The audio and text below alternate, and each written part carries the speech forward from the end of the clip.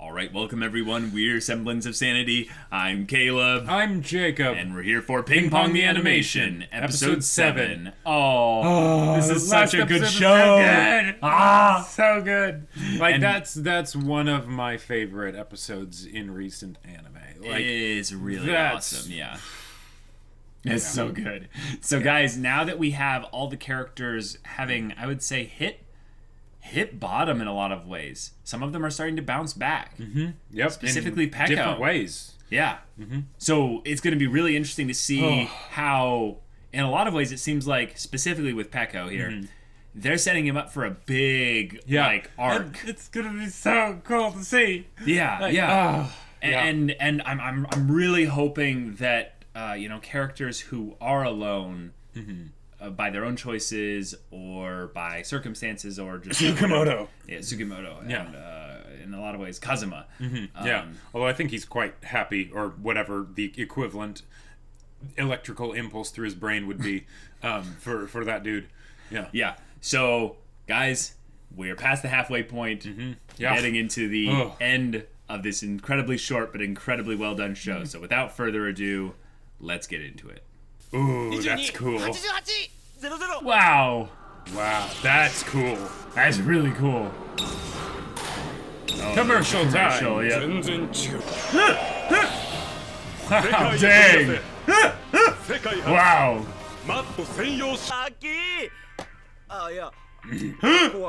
He's so lame. Oh, you got it. Dang, that's a pretty crazy, like... Oh, yeah. Peco, yeah. Awesome. And he's already starting to thin out and stuff. Yeah. Yes. Wax on, wax off. Be quiet, don't speak, obey me or I'll hit you. Fantastic teacher. All right, and he's doing it, he's doing it.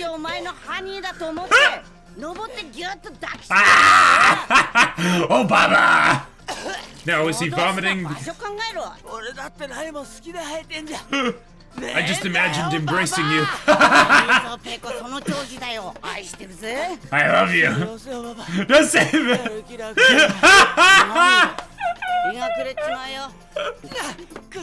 Doing that in a minute, that's actually pretty tough.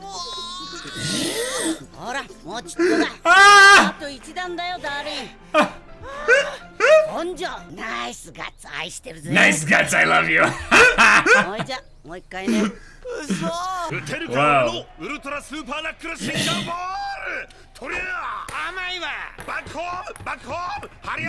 Back home. They're playing baseball. Wow. Wow.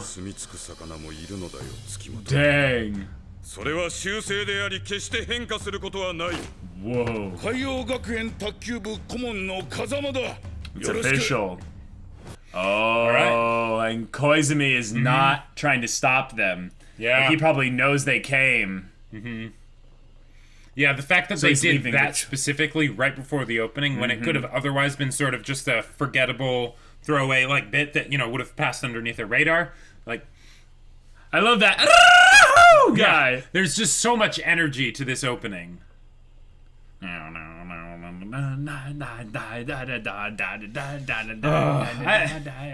love this show.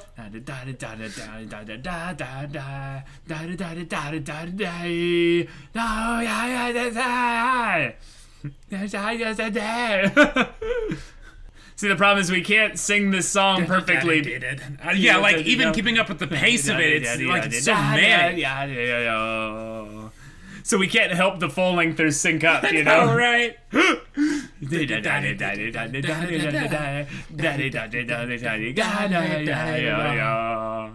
Peco running, yes! That's right, yeah. Oh, Sugimoto running with him! Yeah. Oh! Oh, and I just realized Sugimoto was chasing Peco running out ahead. Wait, really? Yeah, that was Peco in the front. Really? I believe, yeah. It's like a very subtle way you can tell the difference between them when their backs are turned, but... Oh, 57, yep. Now he really does love her, yep. かもしれないね。Oh. 体一つで来てくれればいい。海王へ来い月本。この吐きだめのような環境で打ち続ければ君の才能は腐る。おい、小泉先生はこのこともちろん知っている。 Yeah, of course he 彼も knows. 賛 Yeah. 成していたよ。君の将来を考えればベリークレバーな相手だ。しかしあの小泉さんがこちらで指導されていたとは。バタフライ城、俺のヒーローさ。 Whoa. Holy crap. あの子の目的は出世や成功で So は he そういう he Gigi rejected it. Yeah. Did he? 卓球もいろいろだ。自分の信じる卓球ができてるか。 Oh, what a weird question. Yeah. What a really interesting question. 人望がないから花輪も少ない。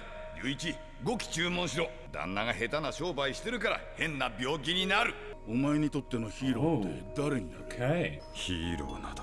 しかし昔取った絹塚で指導するには君の場合少し私の手に余る。 Wow. あちらに行けば君ものびのびできるだろう。佐久間を大部に追いやった僕が海王に行ってどうなります？君はそういったことにはあまり。僕にも感情はあります。 Whoa, 単純に good. 落ち込んだり始 Oh, め the る music coming in. Yeah. Right when Tsukimoto talks about his feelings. あ、おいこら。 Oh, ペコも認 okay. められたってわけ。それからカモネギって言うな。早く中へ連れてけよ。 Wow. と我々と練習を共にす Dang. ることとなった。 Okay. 星野だ。よろしく。 All right. It's a proper introduction. There you go. 弾から目をそらせなおら。勘で撃つな。 Dang. 飛びろ。よーし。ここどれ。 Ah! But everyone's pushing themselves. Yep. But some are pushing for the purpose of growth. What is Tsukimoto pushing himself for? Yeah. 逃げ出したかい、ス Wait, マイ what ル。 was that little moment for? Yeah. I think, well, because he cares about Tsukimoto. ながら Yeah. あれの親は早くに別れて。Whoa. 一応いろいろ気を使っていたつもりだったんだが。そんなだから逃げられる。相手の顔色ばかり伺っておどおどして、そういう態度が一番相手を困らせる。 Oh. 本当に好きなら This is 強引に creepy. ギュッと抱きしめてキスしてやれ。 Wow. Yeah, because Obaba's- that's why he didn't go with to Kao Academy. Yeah. Koizumi's all he has. Wow. And now he's alone. ペコ起きろよ。カモネギ怒るよ。カモネギって言っちゃいけないんだよ。ペコ起こさなくちゃ。ペコ。夢でおりますか？それはもちろんオリンピックの金メダル赤城乳業の CM 出演であります。おかえりマイボーイ。 Okay, he's coming back. どこへ行っどこへも行けませんでした。ずっと待っていたのですか。た？ Where 前 they に show も the 言った air, が like it's コー cold チ in は here. 選手が存在して初めてなり And someone his age. 今度やったら殴るぞ。そのつもりでいろ。Do you understand? ミスター月本。 Yes, my coach. Captain, my captain. Very good. Oh. Good morning, Okay. ミスター月本。おはようございます。どうだね、ミスター月本。私とデート。ヒカルちゃん、うちもないからさ。 Oh. 3スターだ。これすげえ。 He's getting the better ping pong balls. Yep. お金出しますよ。自分の練習時間が取れないと聞いてね、卓球ロボットを購入したんです。太陽の風間くんのデータをできるだけ Wow. ぜひ君の練習相手に。 Whoa. Okay. Jeez. That Holy can't be crap. cheap. Yeah. ほら誕生日。ありがとう。 Oh. 苦いコーヒーくれ。なんでバレンタインなんかに生まれたんだかな。すまんな。 Oh, born on Valentine's Day. みんな私の誕生日なんて覚えてない。 Wow. That 森さんの sucks. 命日でもある。たく泣くな。男が泣くところを人に見せるな。人に弱みを見せるな。すぐに足元を救われる。ノリンチは親戚の中で肩身が狭い。 Oh, okay. So that explains the. でも龍 Yeah. 一に卓球の才能があると見たらジジの態度も変わった。 Of 活躍す course. るにつれ、みんなもノリンチをバカにできなくなった Wow. よ。学校 Yep. も Yep. メーカーをも That's so disgusting how people 私 do は that. 私フラワーアレンジメントの仕事がしたいんだ。ロンドンで勉強する。自分でなんとかする。ジジは厳しいし、 I love her. しっかりして I love her fire. She just. Yeah. 一人なんかも詳しくて、詳細もある。貴さん今日が何の日か知っとうや。 Nope. 貴さんがシャイバミニコンごと言えよるから、ゆりえさん変装して見に来よっとぞ知っとうとや。ゆりえさん来とうぜ。貴さんにチョコ渡す気ばい。パンねなんばしょっと。帰ったばい風間。無限すっとね。ちょっと待ちんしゃい。私は風間のチームメイト、海洋学園卓球部2年、真田正幸であります。ゆりえさん、誕生日おめでとうございます。 Happy birthday, not Happy Valentine's Day, but Yeah. ありがとう。風間のことが好きであるのは自分の存在ば知ってほしいだけであります。あなたは美しいです。これあげる。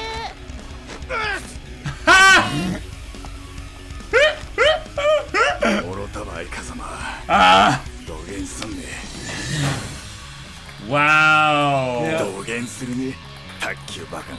お前に勝ってゆりえさんもらうばい。どうしたミスター月本、楽しいだろう。楽しければ笑いますよ。それは真理だ。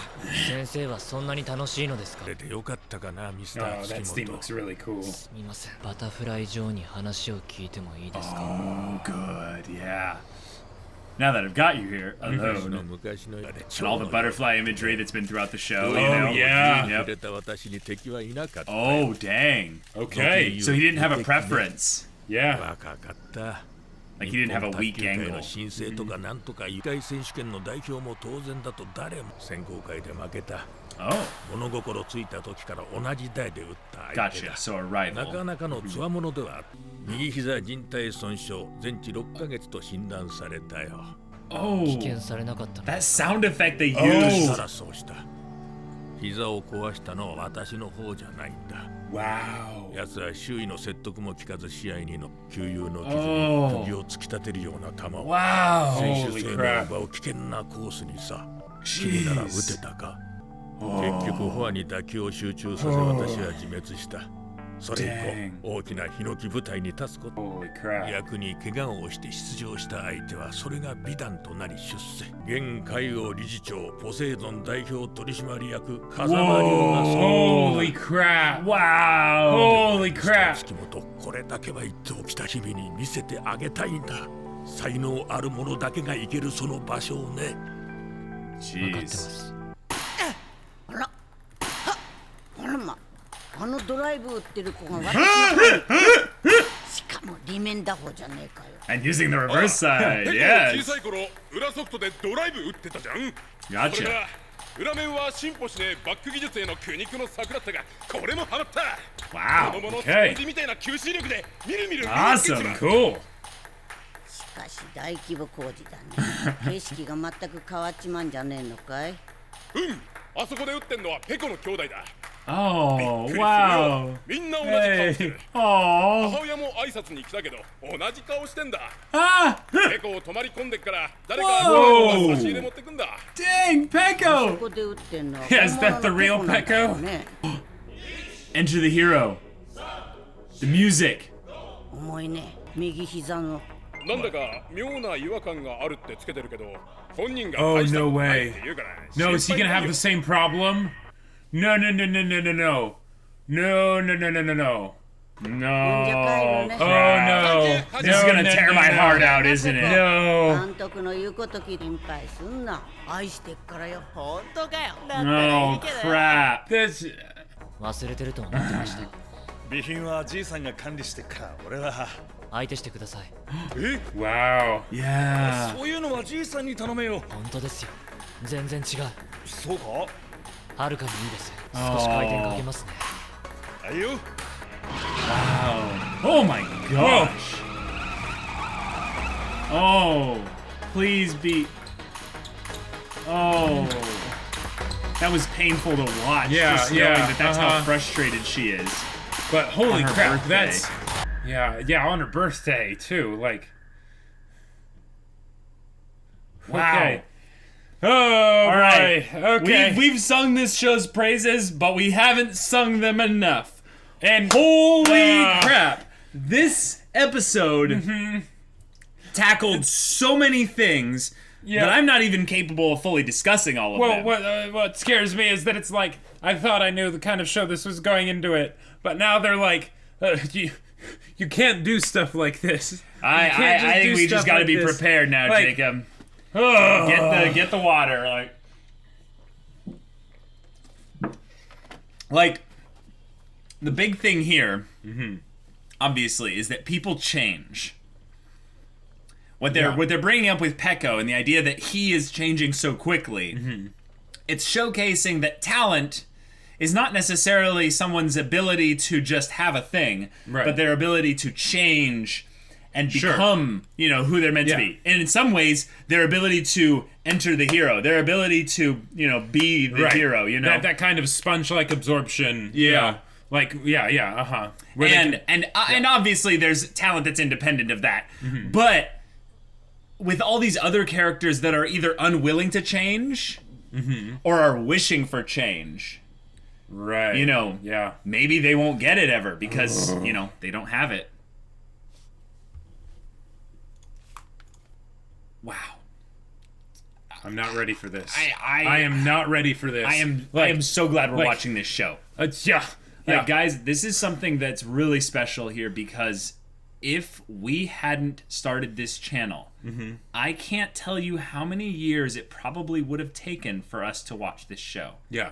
Like, it was on my radar, Like, I think we knew about its existence. Yeah. But that's like saying about the top 100 shows on Mal. Like, cool. Right, exactly. It doesn't mean you're going to watch it anytime soon. Like, the best thing that probably would have caused me to watch this would have been the fact that saying music person, Kensuke Ushio is a silent voice. Right? So that definitely would have got my attention.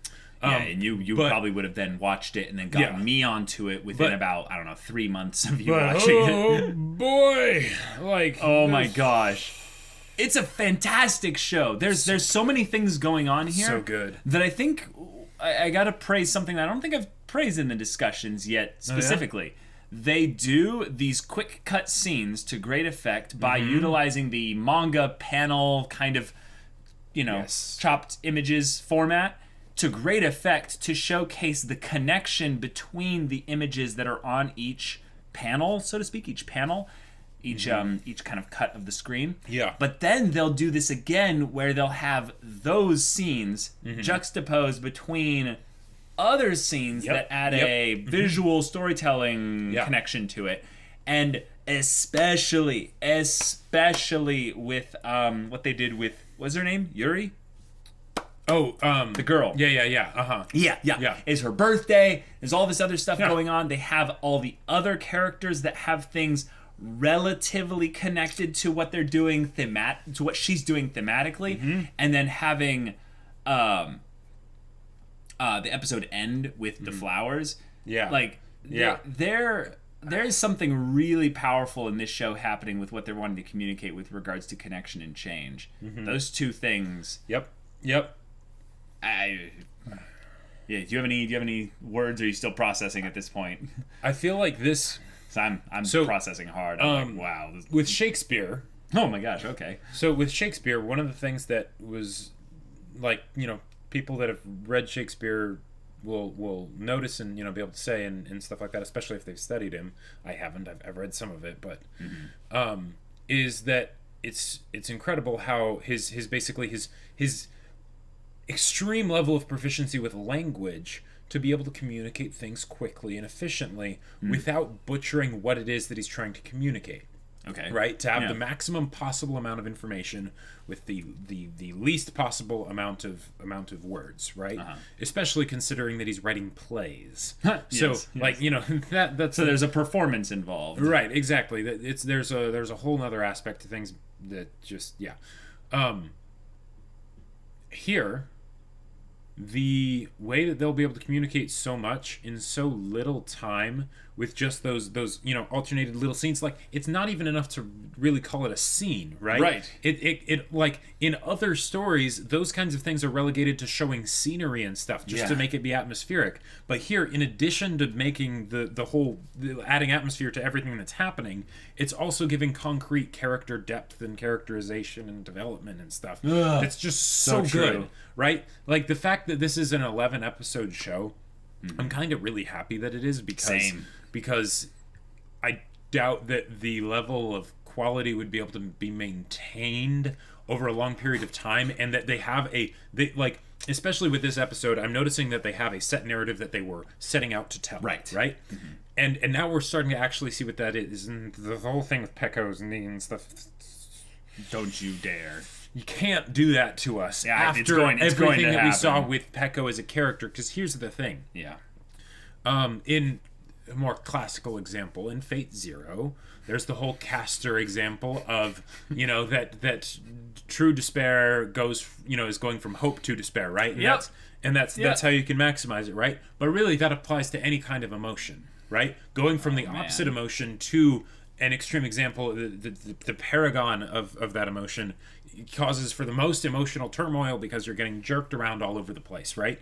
And that is something that they have very much done here by having Peco start out one way, go on a development, go on another development to another area, go on a positive development, and we're rooting for him. And then right when that's happening, then that's when they introduce the thing that might be the, what would otherwise be just the cheesy, stereotypical, I was going to be pro, but then I, blah, blah, blah. And the thing is that even if they had just shown him struggling, right, and then had something like this be brought up as a potential to happen, that would still be emotional and that would be sad. But it wouldn't feel as wrong. He wouldn't feel as robbed as in this case, because it's the idea that he didn't do it perfectly. He messed up. He did all kinds of things. But then after all of that, he's wanting to make things right. He turns it around, with the help of other people, and and the idea that he is so blessed to be able to be here, right?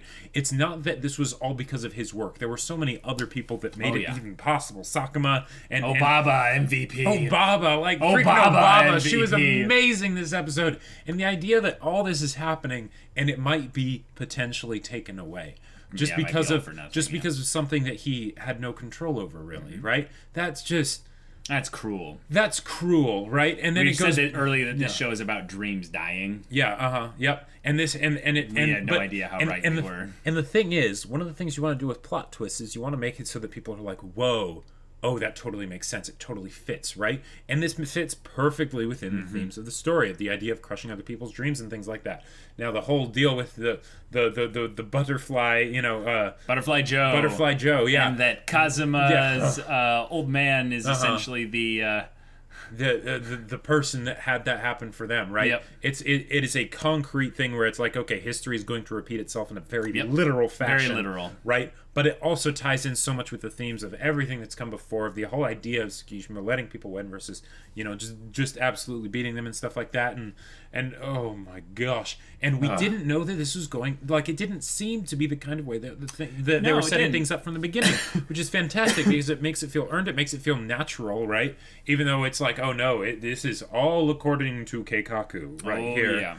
We're going to get maximum emotional pain in 11 episodes, but we have to set the stage. Yep. We're gonna sucker you in for some good torturous feels. Because there's Get ready for those. Yeah. Oh yeah. There's one thing when you're reading something and it smells like a Nicholas Sparks, story, and then suddenly the girl starts just coughs in one random scene, and you're like, okay, well, I know how this is gonna go. But in April. Right. But then with this, they so did not do that. Like in a lot of ways, I would end up being very upset if they were introducing some new aspect of the story and where it was going so late, because this is 2/3 of the way through the story at this point. Like we have, not quite. We have 4 episodes left. That's almost a third, and it's after this episode. Sure.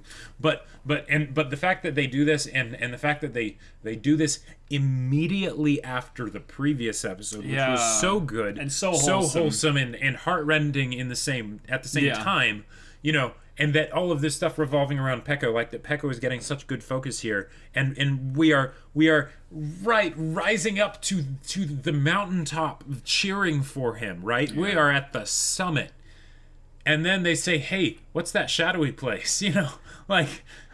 And it's like, we're going to go on a roller coaster ride straight there, and that is emotional story. That is story emotional manipulation. You must never go there, Simba. Yeah, at its finest. And that's just Peco, right? Yeah, it's just and Peco. then of course Tsukishima, because it'll Tsukimoto. Tsukimoto. It's okay. Because it'll tie to that. But then there's the stuff with like Sakuma or Kazuma that we got here, right? With his whole backstory and stuff, and I didn't even fully realize that it was him at first because he had hair. But like everything, it was very tricky to understand exactly what was going on in that scene because the drawings were even more basic than they usually are to showcase that this is a backstory thing. This isn't happening in real time. Yeah. And I understood that. The main thing I didn't understand was the whole family shame dynamic that was not really given proper context to until Koizumi talks about it at the fairgrounds with Tsukimoto, and then you realize, okay, the whole thing of Kazuma going into the bathroom before every match. Oh yeah, the whole thing. Yeah. You didn't realize. Well, I mean, we talked about that before. That it was something of basically him saying, I thought that it was something of him saying, I'm not going to be here at the end of it. Right? I'm being here now, so that I know what I'm avoiding. And it kind of is that. But it's that even it means worse. so much more, and it's so more insidious of why. Yep. And it gives, and the fact that it's timed for right after the Christmas episode where we got that heart-rending bit of her waiting for him and imagining what it would be like if he showed up, if he actually showed some care about her. And he doesn't, right? He can't. His whole world is basically absorbed into that because he bears basically almost the emotional threat of the shame of his family's lack of value according to the perceptions of others or the old guy. There are certain things that make me like it triggered, but but it's but shame is one of the big shame ones. Is disgusting. I hate it. I hate it. Yeah,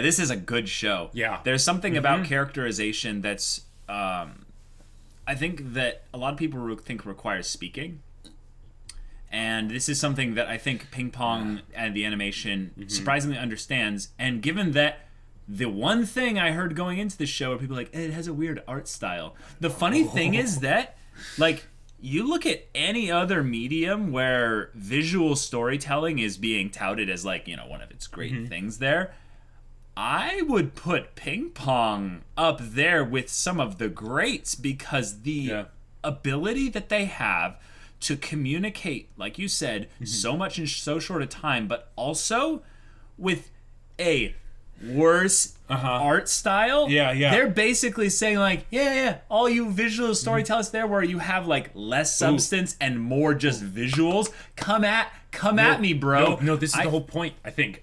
So in the same way that all right, let's say you have something and say visually they were drawing attention to themselves by being over the top and just really bright and shiny and all that stuff, right? That's one way to draw attention. But I think that for this show, because they're going for drawing attention to things but having the things still be subtle in and of themselves, by having an art style like this, it's something that doesn't just blend into the background. We get used to it more, we're able to speak the language, but it's still something that stands out to us because of course it does, right? It's supposed to, and that makes them able to do these things. And I think that's one of the big reasons also why they specifically were because the fact that they got Kensuke Ushio, I don't know what his repertoire was like before this, but the fact that they got him to do this show, right, and that he also went on to do a silent voice, potato, chicken and egg, but the connection is there of two things where you didn't saw that? No, we lost all the frames there, so everything you said has to be cut out. Has to be cut out. So also, I cut myself and I don't know how. That's actually really terrifying. You see that? Yeah. That's very weird. It hurts like a mother. I'm hoping there's nothing in it. Probably not. But it stings so freaking bad. Okay, so I will get rid of this. This was 40 minutes approximately. Yeah.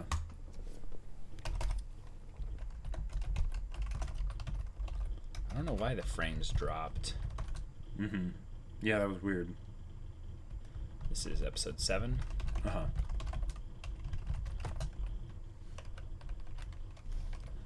Okay. But you want us to reintroduce this in some way? Because do you generally know what you were talking about? Because what I can do is basically just say, hey guys, we had some frames drop. Continue with what you were saying, Jacob. I don't know exactly what the word part was at, but basically we can just recontinue with that. Sure. Yeah. Okay. So.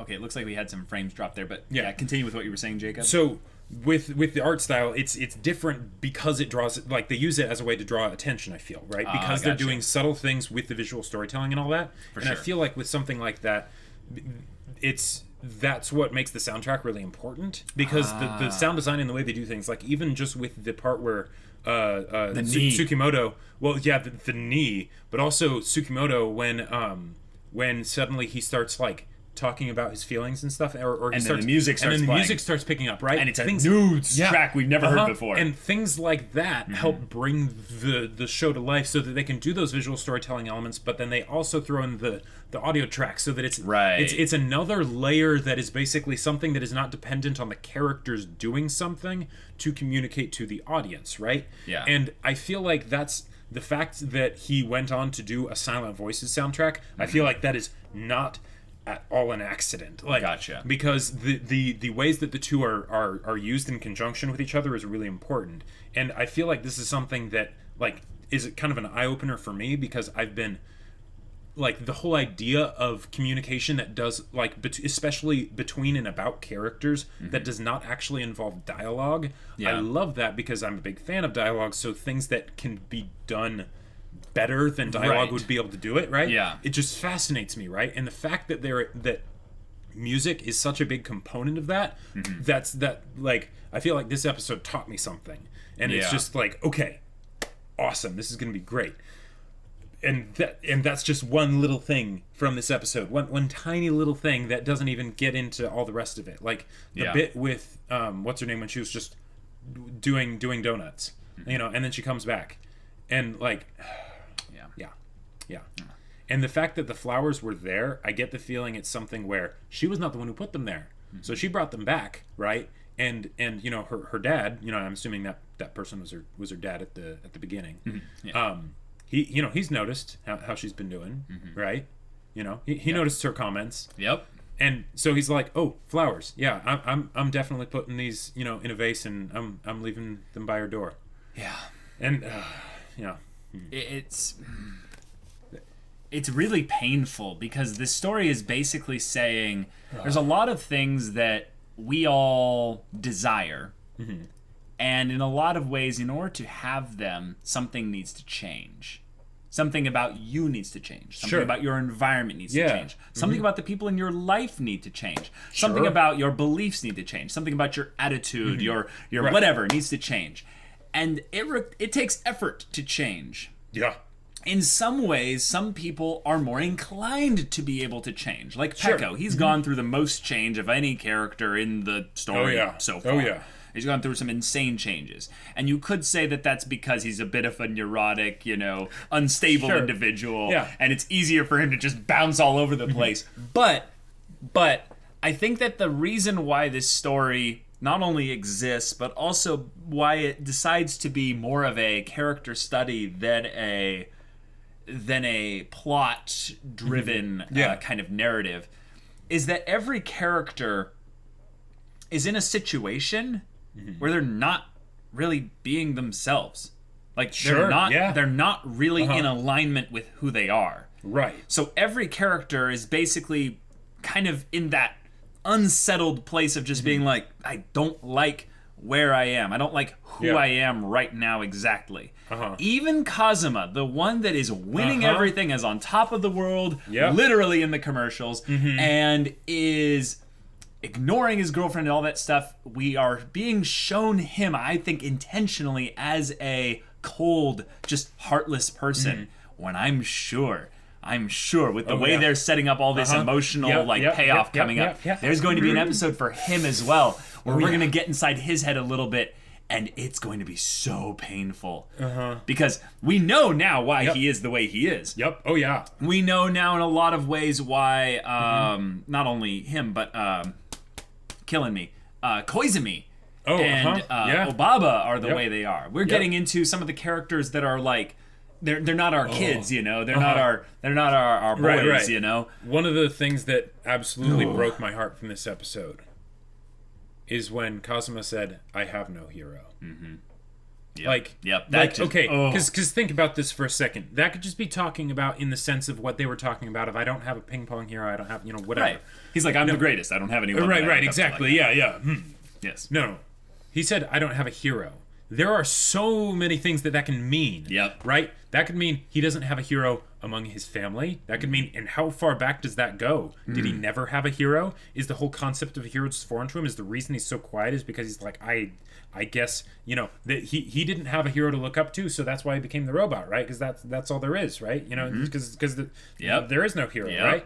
And that is a dark and scary place to be. Yeah. And that's where he lives, And the idea that he doesn't see probably just how scary that is, right? Right, like his teammate was saying, like you don't see her, you don't see what's right in front of you. Yep. Mm-hmm. Wow. And the idea that even if we don't have necessarily as an extreme of an example as Kazuma in our own lives with how we behave and how we operate, right. I'm sure there are times and points and places and situations where we feel we don't have a hero, where we end up slipping into that state, right? Right. And it's hard to get out of that. Even horrible, when people are literally almost shaking you, it just doesn't happen.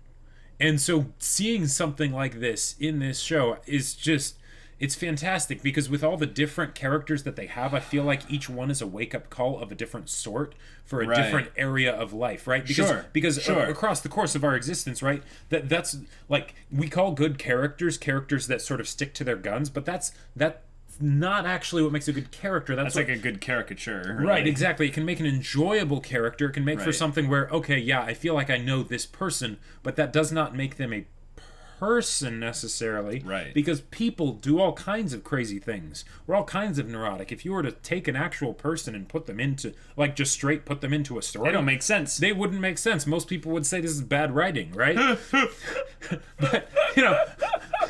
But yeah, so true though. And so the fact that we get so many characters that are so different, that, I feel like this is something where you could almost anyone could watch this show, and assuming they're able to get over the art style, they could get something out of it, not just with anybody, but also in any of their walks of life. Like, one of the big things for me is wanting to make sure that when I go to start a show or a whatever, some story, right?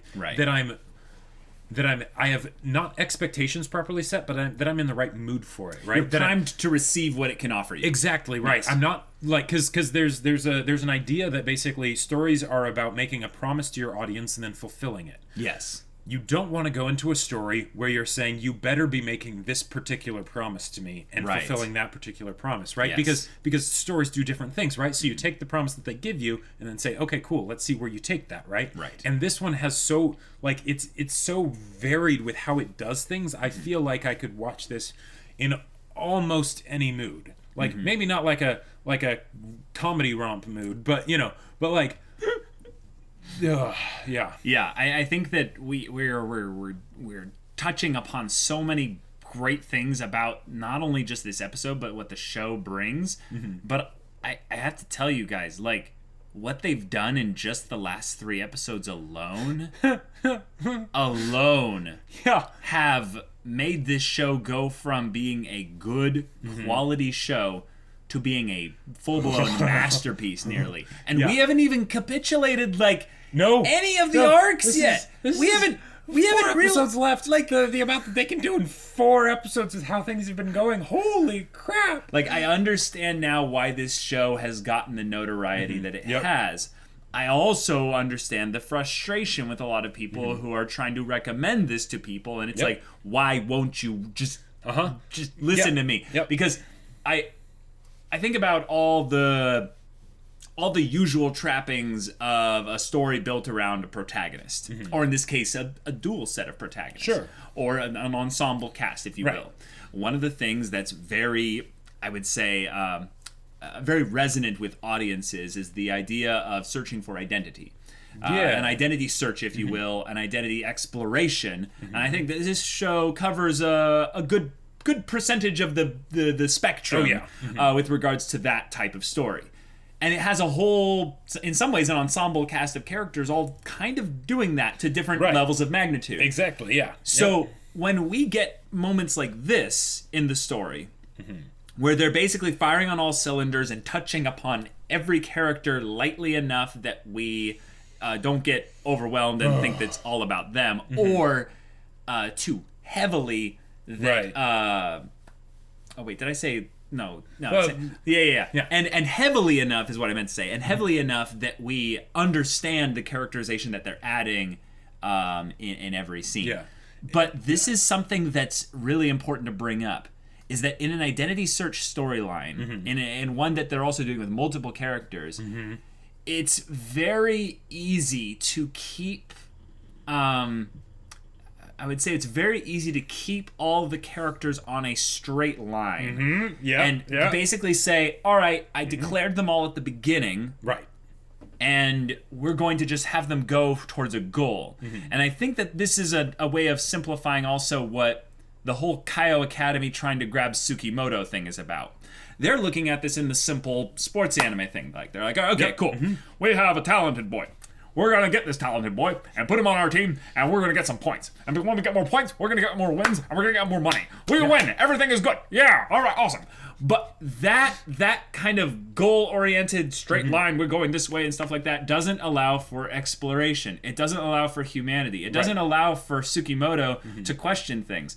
I think that this show is about characters just kind of figuring things out, making mistakes and changing and actually like discovering themselves. And I like that all the characters are relatively young, at least the ones that are going on this identity search. But the cool thing is that when they even bring in characters like Koizumi and Obaba and Kong's coach and all these other characters and stuff, you see that there's, in some ways, there's this sad aspect of the story where a lot of these other people, they didn't find it. Right. They just have spent more time exploring than the others have. And so they have this wisdom to pass on, like Obaba. Yes. You really feel actually a lot this kind of joke that Obaba's like, oh, act like you're coming up to your honey and stuff like that. And the way she talks to Koizumi so casually and stuff. You get the vibe like, Obaba, like, who hurt you? Like, I legitimately, like, Obaba seems like the kind of person who's the strongest person in this entire show. She's actually the key to the key to everything because she understands the boys the most, more than even they understand themselves and each other. And even Koizumi understands them. Definitely Koizumi. But like more than Tsukimoto knows Tsukimoto, and more than Peco knows Peco. So like when we see her like noticing the knee thing like immediately because she knows Koizumi and his story a little bit, she's like, oh God. Right. No. It's like she's already in her own mind like trying to partition away her feelings because she's realizing like this is going to hurt. And I care about these boys. So that's just my little rant about how one character has this whole thing going in here. But they're doing this with a number of characters. Like even Oda having the thing with the ping pong balls. It's so good. It's excellent. Like, because here's the thing. And this is one of the things that I was trying to make a connection to with the whole music, silent voice and the music and things like that, is that with the kinds of cuts that they do in something like say in writing, right? When you're writing a book, written word, things like that, because you have less information that you're communicating, you're just using words, right? Right, gotcha. You can't do like scene breaks, for instance, as often because it takes longer to set the scene and do things like that, right? Yeah. So generally books will be longer, one because it takes longer to communicate the information, but all of that stuff. Whereas here, the fact that they are so particular with like the music and things like that, and the nonverbal communication that is happening to the audience, and to the other characters in the story, they do an exceptional job of being able to do those cuts to other scenes and other things happening and immediately communicate what is necessary in order to get what's going on, right? In order to get the development that they're happening, the additional flavors and stuff that they're introducing to this narrative. Yeah. And that is incredible. It makes them able, I feel like that's one of the big things that makes them able to hand this massive cast of characters and touch on them all consistently, right? Because like the whole thing with the ping pong balls with Oda, that seems like it's almost been like a long burn development. It is. But it's because he's pretty low end on the story side of things. And it works because not only is he low on like the plot relevance spectrum, but also the idea of his energy. He's going at this in his own way that might take a long time. You know, and Tsukimoto doesn't understand that because that's different from him, but they're able to have this connecting moment in this episode, and it was amazing. But even then, when were the ping pong balls actually introduced? Was it, I can't remember, like was it last episode or the episode before that? 3 or 4. Oh really, that long ago? Yeah. Oh, okay. There was a point, I think it was episode 4. Yeah, I believe it was episode 4 because I don't know. See, that's the thing. I want to rewatch this show so much because it blends so much together. Like when I think about the early episodes, right? Like I could start to see like how this show did a lot of things that were amazing, right? But when I think about them in comparison to like what's been happening now, they seem like basic sports drivel, like by comparison, like, and I would probably go back, you know, if I went back and watched it, be like, oh no, yeah, there's so much stuff that happens there, but like it's one of those things where because of how dense they're able to make a lot of these episodes now, probably because of the foundations they laid in the earlier episodes. It's just like, I really want to watch the first 2 episodes again. Oh yeah, because the third episode I feel like gets a little bit of a bad rep because it's actually the most sports anime of all of them. Yeah. It's just a bunch of matches, and yet it means probably more now because we know how much the dragon Kazuma basically sacrificed in order to get to that place. Like it's one of those crazy things where because they do such a good job, it just feels like this flurry of stuff that's coming at us, right? And see, like just like, and the thing is, I usually do a pretty good job of remembering which episodes were what and all that stuff because of just how I think about stories and stuff. Because I think about them a lot, right? But because there's so much stuff in here, like good stuff. It's not like there's a bunch of little things that don't really matter. All the notes have a purpose, right? And it just blows my mind. Same. In fact, now that I'm thinking about it, you know what I realized? Like they actually kind of reintroduced in this episode subtly. That was one of the first things they introduced in the show overall. What? The whole Enter the Hero thing. Oh yeah, and then Peco had the music of the Enter the Hero thing, and I was like, wait a minute. Oh yeah, it's been a while since we've had any of that. And what was that all along? Like all those times ago. Who knows? And the showing Koizumi as his younger self in the room, you know, with the butterfly's wings, like, oh yeah, right. The fact we know that he was the Butterfly Joe, like now all the imagery makes sense. Yeah, in fact, actually, I think about one of those very specific conversations between Obaba and Koizumi. There's a butterfly like in the there in like the background in the like the faded shot, and the butterfly is like present right there, right as we go to talk with them, and I'm like, oh my gosh, now like it like you know, it makes us think time travel or something, but you know, but it's like no, something completely different. And how many times would we have seen that if we went back and watched the show from now, knowing what we know now? 20 times. Like probably a zillion times, right? Yeah. And like this, Ping Pong the animation, I feel like is an excellent example of how, you know, how we like to say keep it simple, you know, like that simplicity is golden, and you can't overestimate how amazing it is. I feel like this is them basically taking simplicity and adding complexity without destroying the simplicity, if that makes sense. Well, I think it's a numbers thing right now. I think it's a density thing. Yeah. The thing about complexity, there's a difference between, I would say, story density and story complexity. Yep. Ping Pong basically realized, like, we're going to make a really dense show. Like, really, like, jam-packed with a lot of stuff. But the thing is, we're going to veil a lot of the density in basically the simplicity of the presentation. Right. And so maybe if anything, what it is it's not that the story is actually that complex, because it is in certain aspects. But it's that the presentation boils down enough of it that if you want to look at this in a simple way, you really can still get a lot out of it because it's that dense. There's so much there, even if you're not looking, hard. Right. But if you're wanting to look really deep into it, this is a character story. Like, the perfect example of a character story. And that's where I think it's simple. Is that it's characters. Yeah, and it sticks to its guns very much, but that does not mean that it does a bad job of it, or this is like, you need to chew this. Yeah. Like you need to chew. It's like having a good steak, right? A steak as a flavor is very simple, right? But you don't want to wolf it down. Right. Like, good luck, you'll choke. This is like, okay, savor it and keep chewing, because there's probably something you haven't gotten to yet. Yeah. And yeah, so thank you guys so much for recommending the show to us. It's an amazing piece of work. Absolutely incredible. Totally can't wait to watch more of it. Yeah. Great stuff. So guys, if you want to watch the next episode's reaction right now, go check out the link in the description below for our Patreon. You can get an early access there. You can also watch full-length reactions there, and any Patreon support gets you access to our Discord, where you can chat with us about stories or just whatever. And if any of that interests you, we'll see you there. But until then, we're Semblance of Sanity. I'm Caleb. I'm Jacob. And we'll see you all next time.